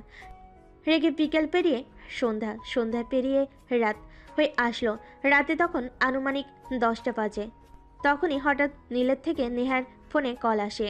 নেহা ফোনটা পেয়ে সঙ্গে সঙ্গে রিসিভ করে আর কান্না করতে করতে বলে, নীল, তুমি কোথায়? সারাদিন কোথায় ছিলে? আমি কত টেনশনে ছিলাম জানো। একদিকে সবাই অপেক্ষা করছে, আমি বউ সেজে বসে আছি তোমার জন্য, আর তুমি আসলে না। কি হয়েছে তোমার? কোথায় আছো তুমি? তোমার কোনো বিপদ আপদ হয়নি তো? নেহার এই কথা শুনে নীল হাসতে হাসতে নেহাকে বলে, হা হা হা, বিপদ আপদ তাও আবার আমার হাসালে তুমি? আমার কোনো বিপদ আপদ হতে যাবে কেন? আমি তোমার বাবাকে বোঝালাম অপমান বিষয়টা কতটা কষ্টের। সেদিন যখন তোমার বাবা আমার বাবাকে অপমান করে এলাকা ছাড়া করেছিল, আমার বাবার কতটা কষ্ট লেগেছিল সেটা আমি তোমার বাবাকে আজ বুঝিয়ে দিলাম। তোমার বাবা আজ বুঝতে পারবেন। আজ তো তোমার বাবাকে হাজারটা মানুষের কথা শুনতে হয়েছে। কেমন লেগেছে তোমার বাবার একটু জিজ্ঞাসা করো গিয়ে। নীল, এসব তুমি কি বলছো? তোমার কি মাথা খারাপ হয়ে গেছে নাকি, যে তুমি পাগলের মতো প্রলাপ করছো? তুমি আমাকে ভালোবাসো আর আমি তোমাকে ভালোবাসি। আমরা দুজন দুজনকে বিয়ে করতে চাই, আর আজ আমাদের বিয়ে হওয়ার কথা ছিল, সেখানে তুমি আসলে না। কিন্তু কেন আসলে না সেটা অন্তত আমাকে বলো। সেদিন তোমার বাবা আমার বাবাকে আমার পুরো ফ্যামিলিকে অপমান করে যতটা আনন্দ পেয়েছিলেন, ঠিক ততটা আনন্দ আমিও পেলাম। তোমার বাবা সেদিন আমাদেরকে গ্রাম ছাড়া করে আমাদের যতটা কষ্ট দিয়েছিলেন, সেটা আমি তোমার বাবাকে আজ ফিরিয়ে দিলাম। এখন তো হয়েছে সমান সমান। তোমার কি মাথা খারাপ হয়ে গেছে? কি বলছো তুমি জানো? প্লিজ, কি হয়েছে তোমার? তুমি আমাকে খুলে বলো। আমি এসব কথা আর শুনতে পারছি না। আমার তোমাকে আর কিছুই বলার নেই, যা বলার বলে দিয়েছি। এখন বাকিটা তুমি বুঝে নাও। না বুঝলে বুঝতে পারো, না বুঝতে নাই। আজকের পর আর কখনোই তুমি আমার সঙ্গে যোগাযোগ করার চেষ্টা করবে না। এই কথা বলে সঙ্গে সঙ্গে নীল ফোনটা কেটে দেয়। আর এদিকে নেহা পাগলের মতো পাগলামো শুরু করে দেয়। তখনই তার চিৎকার চেঁচামেচি শুনে তার আব্বু সেই রুমে আসে আর তাকে জিজ্ঞাসা করে, কে না, কি হয়েছে তোর? তুই এভাবে কান্না করছিস কেন? চিৎকারই বা কেন করছিস? আব্বু, আমার সব শেষ হয়ে গেল। নীল এই সব কিছু জেনে শুনেই করেছে। প্লিজ তোমরা আমাকে ক্ষমা করে দাও। আমি এত বড় একটা ভুল করব কখনোই ভাবতে পারিনি। বাবা, নীল এটা কি করে আমার সঙ্গে করতে পারলো? আমি তো তাকে এখনো ততটাই ভালোবাসতাম। কেন করলো সে আমার সঙ্গে এরকম? কি বলছিস তুই? আমি তো নিজেরে কোনোভাবে বিশ্বাস করতে পারছি না। তারা নিজেরাই এগিয়ে সম্বন্ধ করলো আর তারাই এমনটা করতে পারলো? এটা তো আমি ভাবতেই পারছি না। যাই হোক মা, তুই কোনো টেনশন করিস না। দেখা যাক কপালে কি আছে। আরেকটা কথা মনে রাখবে, আল্লাহ যা করে ভালোর জন্যই করে। হয়তো আল্লাহ তোর জন্য ভালো কিছু রেখেছে। আব্বু, আমি নীলকে ভালোবাসি। নীলকে ছাড়া বেঁচে থাকা আমার পক্ষে সম্ভব নয়। আমি অন্য কাউকে কিভাবে কল্পনা করতে পারি? সে আমার সঙ্গে কেন এত বড় প্রতারণা করলো? কেন এরকমটা করলো? আমি তো সেটাই বুঝতে পারছি না। এদিকে নীল, এটা তুই কি করলি? কেন করলি মেয়েটার সঙ্গে এরকম? মেয়েটা তোকে ভালোবাসে আর তুইও তাকে ভালোবাসিস, কেন মেয়েটাকে কষ্ট দিচ্ছিস? আর তারপরও ফ্যামিলিকে কেন এভাবে অপমানের সম্মুখীন করলি? কাউকে অপমান করাটা আর কারোর ভালোবাসাকে উপেক্ষা করাটা কতটা অপমান আর কতটা কষ্টের, সেটা তারাও বুঝুক। সেদিন আমাদের কতটা কষ্ট হয়েছিল নিজেদের ভিটে মাটি ছেড়ে দূরে চলে যেতে। আজকে তাদেরকেও আমি সেটা বুঝিয়ে দিলাম। কিছু কিছু মানুষকে শিক্ষা দেওয়ার প্রয়োজন আছে। কিন্তু তুই এটা একদমই ঠিক করিসনি। যেটা হওয়া সেটা হয়ে গেছে। এখন পুরো বিষয়গুলো টেনে এনে কোনো লাভ নেই। আমি নেহার আব্বুর সঙ্গে কথা বলি। তুই প্লিজ এখন যা, নেহাকে আমাদের বাড়ি নিয়ে আয়। মেয়েটা তোকে ভালোবাসে, কষ্ট দিস না এইভাবে। নীল তখন কোনো কথা না বলে চুপচাপ বাসা থেকে বের হয়ে চলে যায় আর ফোনটা সুইচ অফ করে রাখলো। সে কোথায় গেল, কোথায় থাকছে, সেসব কোনো আপডেট তার ফ্যামিলির কেউ বা অন্য কেউ কিছুই জানতো না। সে একদম নিরুদ্দেশ হয়ে চলে গেছে। এদিকে নেহা তো পাগলের মতো করছে।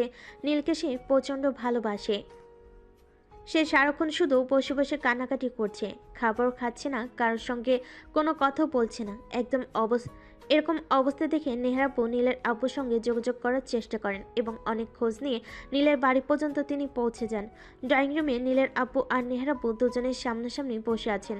তখন নীলের আব্বু নেহার আব্বুকে বলে, দেখুন, আমি আপনাকে কি বলবো ভাষা খুঁজে পাচ্ছি না। আমি নিজেই বুঝতে পারছি না আমার ছেলে কি করে এরকমটা করতে পারলো। আর সেদিনের পর থেকে বাড়ি থেকে চলে গেছে কোথায় যেন, কোনো খোঁজ খবর আমি কিছুই জানি না। আমিও তো সেটাই বুঝতে পারছি না। নীল কি করে এরকমটা করতে পারলো, আমি তো কিছুই বুঝতে পারছি না। এদিকে আমার মেয়েটাও পাগলের মতো করছে, খাচ্ছে না, ঘুমাচ্ছে না, সারাক্ষণ শুধু কান্না করছে। কি করব কিছুই বুঝতে পারছি না। কিন্তু নীল কেন এরকমটা করলো? এভাবে দুজনে কথা বলতে থাকলো, কিন্তু কি করবে কিছুই করা নেই। তখন নেহার আব্বু নীলের আব্বুকে বলে, আচ্ছা, একটা কাজ করা যায়, চলুন আমরা নেহার সঙ্গে গিয়ে কথা বলে দেখি নেহার কাছ থেকে কোনো কিছু জানা যায় কিনা, নেহাকে একটু শান্ত করা যায় কিনা। অতঃপর নীলের আব্বু আর নেহার আব্বু দুজনে নেহাদের বাড়িতে চলে গেল। নেহা তখনও নিজের রুমে বসে বসে কান্না করছিল। তার দুনিয়ার কোনো হুঁশ নেই, সে একমনে কান্না করে চলেছে। নীলের আব্বু তখন নেহার পাশে গিয়ে বসলো আর মাথায় হাত রেখে বলল, মামনি, তুমি প্লিজ কান্না করো না। আমি জানি তোমরা দুজন দুজনকে অনেক ভালোবাসো। এভাবে চলে যাওয়ার কারণটা আমরা কিছুই বুঝতে পারছি না। তার সঙ্গে যোগাযোগ করার অনেক চেষ্টা করেছি, কিন্তু কোনোভাবেই পেরে উঠছি না। আঙ্কেল, নীল কেন করলো আমার সঙ্গে এরকমটা? আমি তো তাকে প্রচণ্ড ভালোবাসি। তাকে ছাড়া তো আমি আমার জীবনটা কল্পনাও করতে পারি না। একটা সময় ভেবেছিলাম হয়তো জীবনে আর কোনো দিন তার সঙ্গে দেখা হবে না, কিন্তু আল্লাহ পাক পৃথিবীটা গোল করে রেখেছেন, তাই দিন শেষে আবারও তার সঙ্গে দেখা হয়ে গেল আর পুরনো ভালোবাসা জেগে উঠল। কিন্তু এরকমটা হবে আমি তো এটা কল্পনাও করতে পারিনি। তুমি প্লিজ নিজেকে শান্ত করো। নীল তোমার ছিল, তোমারই থাকবে, সে তোমাকেই ভালোবাসে। তুমি ছাড়া দ্বিতীয় কোনো নারী তার জীবনে নেই আর আসবেও না। না, তুমি আল্লাহর উপর ভরসা রাখো। তুমি আল্লাহর উপর ভরসা রাখো, সে নিশ্চয়ই তোমার কাছে ফিরে আসবে। কবে আসবে আর কি করে আসবে? আজ তো 1 সপ্তাহের বেশি হয়ে গেল, এখনো তো তার কোনো খোঁজ খবর নেই। সে কোথায় গেছে, কি করছে না করছে, কোনো খোঁজ খবরই তো আমরা জানি না। কি করে আমরা তাকে খুঁজে পাবো? মা, তুমি আল্লাহর উপর ভরসা রাখো, ফয়সালা মেনে নিতে হবে। আর আল্লাহ নিশ্চয়ই আমাদের সবার জন্য খুব ভালো কিছু রেখেছে। আর নীল তো ছোট বাচ্চা নয় যে সে ভুলভাল কিছু করবে। সে অ্যালার্ট, ভালো মতো বোঝার জন্য যথেষ্ট বয়স আর বুদ্ধি তার রয়েছে, তাই সে নিশ্চয়ই খারাপ কিছু করবে না। তার উপর ভরসা রাখো। এভাবে নীলের আব্বু আর নেহার আব্বু দুজনে নেহাকে বেশ কিছুক্ষণ বোঝালো। আর অনেকক্ষণ পর নীলের আব্বু নিজের বাড়িতে চলে গেলেন। এদিকে দেখতে দেখতে প্রায় 2 মাস হয়ে গেল, এখনো নীলের কোনো খোঁজ খবর নেই। সব বন্ধু বান্ধবের কাছে খোঁজ নেওয়া হয়েছে, কিন্তু তার কোনো খোঁজ পাওয়া যায়নি। তাকে সমস্ত আত্মীয় স্বজনের বাড়িতেও খোঁজা হয়েছে, কিন্তু কোনোভাবেই তাকে খুঁজে পাওয়া যায়নি। আর তার সঙ্গে কোনো যোগাযোগও করা যায়নি। আস্তে আস্তে সবাই বিষয়টা একটু ভুলতে শুরু করছে। এভাবে দেখতে দেখতে 2টা বছর কেটে গেল। নেহা এখনও কাউকে বিয়ে করেনি, কারণ সে নীলকেই এখনও ভালোবাসে। সে তার জীবনে নীল ছাড়া আর অন্য কাউকে কল্পনা করতে পারে না। নেহার আব্বু নেহাকে অনেক বুঝিয়েছে, অনেক চেষ্টা করেছে উন্নত বিয়ে দেওয়ার জন্য, কিন্তু নেহা কোনোভাবে রাজি হয়নি। সে সবাইকে পরিষ্কার করে জানিয়ে দিয়েছে, নীল যদি তার জীবনে না আসে তাহলে অন্য কোনো পুরুষ তার জীবনে আসবে না। নেহাকে নেহার আব্বু বুঝিয়েছে, নীলের আব্বু কিন্তু অনেক বুঝিয়েছে নেহাকে বিয়ে করে নেওয়ার জন্য, কিন্তু নেহা তবুও কারোর কোনো কথাই শোনেনি। তার একটাই কথা, বাঁচলে নীলের জন্যই বাঁচবে, আর মরলেও সে নীলের জন্যই মরবে। নীল তার জীবনে ছিল আর থাকবে, এটাই শেষ কথা। এভাবে কাটতে থাকে নেহার দিনগুলো। হঠাৎ একদিন নেহা হসপিটালে ডিউটি শেষ করে বাসায় ফিরছিল, তখনই হঠাৎ রাস্তার মাঝখানে তার গাড়ির সামনে আর একটা গাড়ি এসে দাঁড়ায়। সে অনেকটা ভয় পেয়ে যায় আর আতঙ্কে থাকে, কোনো মাস্তান বাহিনী তার সামনে এসে দাঁড়ালো কিনা সেটা নিয়ে। কে আপনি, আর আমার গাড়ির সামনে গাড়ি দাঁড় করিয়েছেন কেন?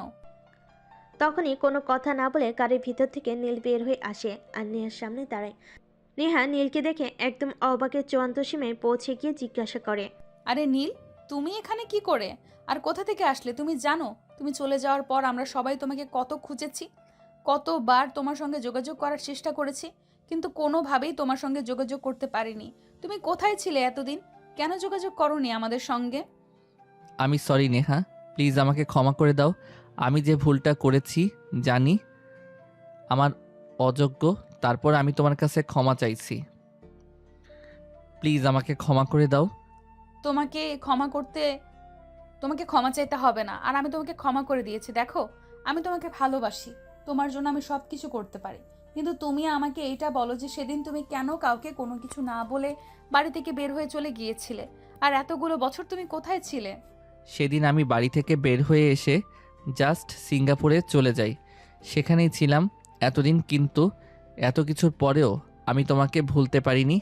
আজও আমি তোমাকে ততটাই ভালোবাসি যতটা সেদিন বেসেছিলাম, তাই আমি আজকেই সেখান থেকে চলে এসেছি। প্লিজ নেহা, তুমি আমাকে ক্ষমা করে দাও আর তোমার জীবনে ফিরিয়ে নাও। তোমাকে ছাড়া আমি নিজেকে কল্পনা করতে পারি না। আমি তোমাকে আমার জীবনে ফিরিয়ে নেব, আর তুমি আবারও আমার সঙ্গে সেম কাজটা করে আমাকে কষ্ট দিয়ে আমাকে ফেলে রেখে চলে যাবে। কখনোই না নেহা, আর কখনোই তোমাকে ফেলে রেখে চলে যাব না। আমি জানি আমি রাগ আর জেদের বশে যেটা করেছি সেটা খুবই খারাপ কাজ করেছি, কিন্তু বিশ্বাস করো, তোমাকে আমি একটা সেকেন্ডের জন্যও ভুলে থাকতে পারিনি। সারাক্ষণ আমার শুধু তোমার কথাই মনে পড়েছে। তোমাকে ছাড়া আমি কি করে থাকবো তুমি বলো আমাকে? সত্যি বলছো তো তুমি? তুমি আর কখনো আমাকে ছেড়ে যাবে না তো? সারা জীবন তুমি আমার হয়ে থাকবে তো? নীল তখন কাঁদতে কাঁদতে নেহার হাত দুটো ধরে বলে, বিশ্বাস করো তুমি, আমি তোমাকে আর কখনোই ছেড়ে যাব না। সারা জীবন আমি তোমার হয়ে থাকবো। I love you Neha, will you marry me? Yes, I do. অতঃপর নীল নেহাকে নিয়ে সোজা নেহাদের বাড়িতে চলে যায়। আর আব্বুর সঙ্গে দেখা করে নেহার বাবা নীলকে দেখে বলে, আরে নীল, তুমি এতদিন পর কোথা থেকে আসলে? আর এতদিন কোথায় বা ছিলে? তুমি জানো তোমাকে আমরা কতবার খোঁজার চেষ্টা করেছি, কিন্তু কোথাও তোমাকে খুঁজে পাইনি। এদিকে তুমি কোথায় ছিলে? আসলে সিঙ্গাপুর চলে গেছিল, ওইখানেই ছিল এতদিন। কিন্তু আমার ভালোবাসা যে সত্য, আমার ভালোবাসার টানে তাকে ফিরে আসতে হয়েছে। এখন তোমরা দুই পরিবার মিলে আমাদের দুইজনকে একসাথে করে দাও প্লিজ। সেটা না হয় করলাম, কিন্তু সমস্ত আয়োজন কমপ্লিট হওয়ার পর যদি নীল আবারও এরকমটা করে তখন কি হবে বলো? নেহার আব্বুর এই কথা শুনে নেহা কিছু বলতে চাইছিল, কিন্তু নীল তাকে বলতে না দিয়ে সে নিজেই বলতে শুরু করে। না আঙ্কেল, এরকমটা আর কখনোই হবে না। আমি আর কখনোই নেহাকে ছেড়ে যাব না। নেহাকে আমি ভালোবাসি, আর খুব বেশি ভালোবাসি। তাকে ছেড়ে যাওয়ার কোনো প্রশ্নই ওঠে না। আমি সারা জীবন তাকে তো দূরের কথা, আপনাদের কেউ ছেড়ে যাব না। সবাইকে সাথে নিয়ে বাকি জীবনটা সুখে শান্তিতে পার করতে চাই। আচ্ছা ঠিক আছে, কোনো সমস্যা নেই। আমরা খুব শীঘ্রই তোমাদের দুজনের 4 হাত এক করে দেওয়ার বন্দোবস্ত করছি। কিন্তু এখন তুমি আগে তোমাদের বাড়িতে যাও, তোমার আব্বুর আম্মুর সঙ্গে কথা বলো। তা অনেক কষ্ট পেয়েছি তোমার এভাবে চলে যাওয়াতে। অতঃপর নীল নেহা আর নেহার আব্বুর কাছ থেকে বিদায় নিয়ে তাদের বাড়িতে চলে গেল। আর তার আব্বুর সঙ্গে সবকিছু খুলে বলে সবকিছু শুনে তার আব্বু বিষয়টা মেনে নেয়। আর নেহার সঙ্গে 2 দিনের মধ্যে পারিবারিকভাবে শুধু একটা অনুষ্ঠান করে তাদের বিয়ের কাজ সুসম্পূর্ণ করে। এইদিকে বাসঘরে বসে আছে নেহা, নীলের জন্য অপেক্ষা করছে। নীল ঘরে প্রবেশ করতে যাবে, তখনই তার একমাত্র আদরের ছোট বোন তার পথ আগলে দাঁড়ায়। আরে ভাইয়া, কোনো কিছু না বলে সোজা ভেতরে চলে যাচ্ছিস? নিজের ভালোবাসার মানুষকে এতদিন পর কাছে পেয়েছিস বলে, কিন্তু সেটা তো আমি হতে দেব না। এত কষ্ট করে তোর জন্য বাসর ঘরটা নিজের হাতে সাজিয়েছি, এখন আমার পেমেন্টটা দে, তারপর বাসর ঘরে যা। আরে তুই তো আমার নিজের বোন, আর ভাইয়ের জন্য এইটুকু করবি না তো কি করবি? তোকে আবার আমি কেন পেমেন্ট দিতে যাব? সর এখান থেকে, আমাকে আমার বউয়ের কাছে যেতে দে। কখনোই না, এটা কোনোভাবেই হবে না। আগে আমাকে আমার পেমেন্টটা বুঝিয়ে দে, তারপরে তোকে তোর বউয়ের কাছে যেতে দেবো। তা না হলে কিন্তু তোদের দুজনের মাঝখানে গিয়ে আমি শুয়ে থাকবো, বুঝিস কিন্তু। এসব কি শুরু করেছিস? আমি সেটাই বুঝতে পারছি না। আচ্ছা ঠিক আছে, এই নে, এখানে পুরো 10,000 টাকা আছে। আশা করি তুই তোর পেমেন্ট পেয়ে গেছিস। এখন ঝটপট আমার রুম থেকে বের হও, আর আমাকে আমার ভালোবাসার মানুষটার কাছে যেতে দে। পাখিটা কত বছর ধরে আমার জন্য অপেক্ষা করছে, শুধু আমার একটু ভালোবাসা পাওয়ার জন্য। হ্যাঁ হ্যাঁ, সেটা তো দেখতেই পাচ্ছি আর বুঝতেই পাচ্ছি।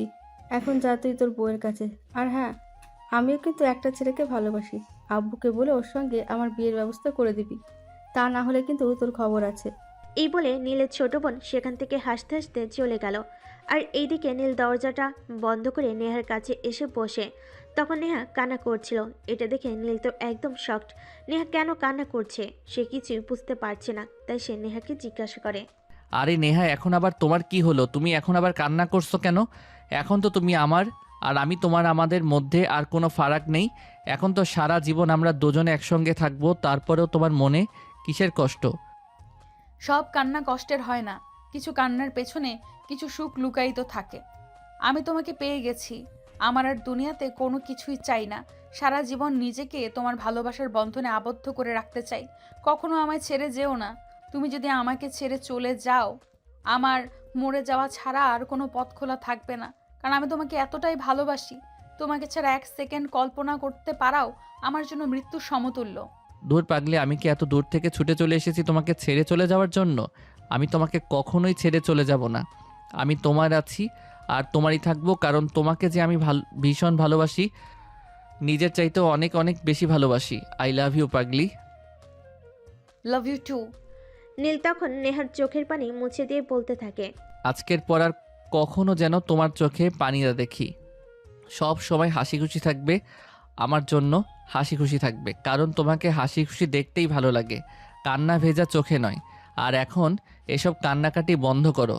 এত বছর অপেক্ষা করে তোমাকে পেয়েছি, এখন কি কান্নাকাটি করবার জন্য নাকি? আর আজ আমাদের বাসরাত, চলো ফ্রেশ হয়ে আসো, দুজনে একসঙ্গে 2 রাকাত নফল নামাজ পড়বো, আর আমাদের ভবিষ্যৎ যেন ভালো হয় সেটার জন্য আল্লাহর কাছে দোয়া করব। আচ্ছা ঠিক আছে। এই কথা বলে নেহা তখন বিছানা ছেড়ে নেমে ওয়াশরুমে চলে যায়।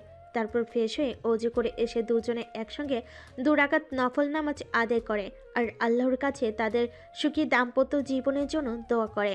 নামাজ শেষ হতে না হতেই নীল নেহাকে টান দিয়ে পাজা কোলে তুলে নিল।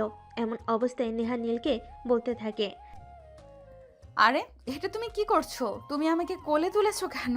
আমি তো পড়ে যাব, আর পড়ে গিয়ে কোমরে ব্যথা পাবো। নামাও আমাকে। আমাকে দেখে কি তোমার পাটকাঠি মনে হয় নাকি যে তুমি আমার হাতের ফাঁক দিয়ে নিচে পড়ে যাবে? ভালোবাসি আর ভালোবাসার শক্তি অনেক বেশি। তুমি যদি এইটুকু না হয় আরো 50 কেজি ওজন বেশিও হতে, তাহলেও আমার কোল থেকে পড়ে যেতে না, বুঝতে পেরেছো? এখন চলো বিছানায়। এই বলে নীল নেহাকে নিয়ে বিছানায় চলে যায় আর আস্তে আস্তে নেহার শরীরে কাপড় চোপড় সব খুলতে থাকে আর নেহাকে আদর দিতে শুরু করে। এসব দেখে নেহা নীলকে বলে, আরে ওই মিয়া, সেফটি ফার্স্ট। কিসের সেফটি? কোনো সেফটি লাগবে না। 1 বছরের মধ্যে আব্বু ডাক শোনা লাগবো, আর কোনো কথা শুনতে চাই না, বুঝলা জান? তোমার কি মাথা খারাপ হয়ে গেছে? এইসব কি বলছো? এত তাড়াতাড়ি বাচ্চা নিলে লোকে কি বলবে? আমি কারোর কথায় চলি না, কারোর কথা শুনিও না, বুঝতে পেরেছো? আর যার যা ইচ্ছা বলুক, তাতে আমার কিচ্ছুই যায় আসে না। এখন আর কোনো কথা না বলে আমি যেটা করছিলাম সেটাই আমাকে করতে দাও। এই বলে নীল আবারও নেহাকে আদর করতে লাগলো আর দুজনে ভালোবাসার অতল সাগরে ডুবে গেল। এরপর চলে গেল দীর্ঘ 6 বছর। নেহা আর নীল দুজনে সুখে শান্তিতে সংসার করছে আর তাদের সংসারে ছোট্ট একটা কন্যা সন্তান এসেছে, যার বর্তমান বয়স 5 বছর। নাম তার নিশু।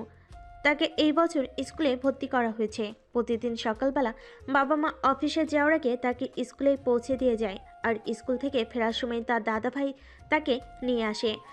আজ সকালবেলা যখন রান্না করে কাজ করছিল, তখনই তার মেয়ে নিশু ঘুম থেকে উঠে আর বিছানা থেকে ডাকতে থাকে, আম্মু, ওই আম্মু, কোথায় তুমি? তুমি তো সারাক্ষণই তোমার কাজ নিয়ে ব্যস্ত থাকো, আমাকে তো একটু সময় দাও না। সেই সকালবেলা বাসা থেকে বের হয়ে যাও আর আসতে রাত 8টা-10টা বাজে। আজকে আমার স্কুল বন্ধ, প্লিজ তোমরা আজ আমার সঙ্গে থেকে যাও, আমাকে নিয়ে একটু বাইরে থেকে ঘুরে আসো। মেয়ের এমন কথা শুনে রান্নাঘর থেকে নেহা তার মেয়েকে উত্তর দেয়, কিন্তু মামুনি, আজ তো আমাকে অফিসে যেতেই হবে, কারণ একটা ইমার্জেন্সি অপারেশন আছে, ওটা করতেই হবে। আমি না গেলে সেটা হবে না। তুমি চিন্তা করো না, আগামী সপ্তাহে আমি আর তোমার বাবা দুজনে 1 সপ্তাহের ছুটি নেব আর তোমাকে নিয়ে দার্জিলিং ঘুরতে যাব। ধুর, তোমরা একটুও ভালো না। আমার বন্ধুর বাবা মা অনেক ভালো, তাদেরকে তাদের বাবা মা কত সময় দেয়, কয়দিন পর পরই ঘুরতে নিয়ে যায়। কিন্তু তোমরা আমাকে একটুও ভালোবাসো না, আর কোথাও ঘুরতেও নিয়ে যাও না। তোমরা ভালো না, পচা। মেয়ের এই কথোপকথন বিছানায় শোয়া থেকে শুনছিল নীল। প্রায় সে বিছানার থেকে উঠে বসে, মেয়ের মাথায় হাত বোলাতে বলতে মেয়েকে বলে, মামুনি, আম্মুকে এভাবে বলতে হয় না। তোমার আম্মু সারাদিন অনেক পরিশ্রম করেন, তখন সকালবেলা তোমার আম্মু আমাদের সবার জন্য নাস্তা বানায়, তারপর তোমাকে স্কুলে পৌঁছে দিয়ে হসপিটালে যান। সেখান থেকে ফিরে এসে আবার সবার জন্য নিজের হাতে রাতের খাবার তৈরি করেন। সারাদিন তাকে অনেক পরিশ্রম করতে হয়, তাই প্লিজ আম্মুকে এভাবে বলো না কখনো। ঠিক আছে, আর কখনোই বলবো না। কিন্তু আমার বন্ধুদের বাবা মা, এদের তো এত ব্যস্ততা নেই, তারা তো আমার বন্ধুদেরকে অনেক সময় দেয়, কিন্তু তোমরা তো আমাকে একটু সময় দাও না। তোমার আম্মু তো তোমাকে বলল আগামী সপ্তাহে আমরা ঘুরতে যাচ্ছি, তাহলে আর এত চিন্তা কিসের? তাছাড়া তোমার আব্বু আম্মু দুজনেই ডাক্তার, আমাদের দুজনকে খুব ব্যস্ত থাকতে হয়, বুঝলে? তখন নিশু মাথা নাড়িয়ে হ্যাসূচক সম্মতি জানালো আর এইদিকে নেহা সবার জন্য নাস্তা রেডি করে টেবিলে নিয়ে এসে সবাইকে খেতে ডাক দিল। এরপর সবাই মিলে একসঙ্গে টেবিলে বসে নাস্তা খেতে শুরু করলো। তখনই হঠাৎ নেহার মেয়ে চেয়ার থেকে উঠে তার কাছে চলে আসে। এটা দেখে তার মেয়েকে সে বলে, কি ব্যাপার মামুনি, কি হয়েছে? তুমি নাস্তা ছেড়ে উঠে এলে কেন? কোনো সমস্যা নাকি? আই এম সরি আম্মু, আমাকে ক্ষমা করে দাও। তোমাকে ওভাবে বলা আমার উচিত হয়নি। ধুর পাগলি মেয়ে, এর জন্য তোমাকে আবার সরি বলতে হবে নাকি? এরকম তো তোমার মতো আমরাও ছিলাম। আমাদের আব্বু আম্মু আমাদের ঘুরতে না নিয়ে গেলে আমরাও এমনটাই করতাম, কিন্তু আমাদের আব্বু আম্মুদের এত ব্যস্ত ছিল না যতটা আমাদের প্রফেশনে। যাই হোক, চিন্তা করো না, আগামী সপ্তাহে আমরা সবাই মিলে ঘুরতে যাচ্ছি। ওকে আম্মু, thank you so much. You are the best আম্মু। এই বলে তার মেয়ে তাকে জড়িয়ে ধরে আর সেও তার মেয়েকে আলিঙ্গন করে পাপ্পা খায়। এভাবেই চলতে থাকে তাদের দুষ্টু মিষ্টি ভালোবাসার সংসার। গল্পটা এই পর্যন্তই ছিল। কেমন হয়েছে কমেন্টে জানাতে ভুলবেন না কিন্তু।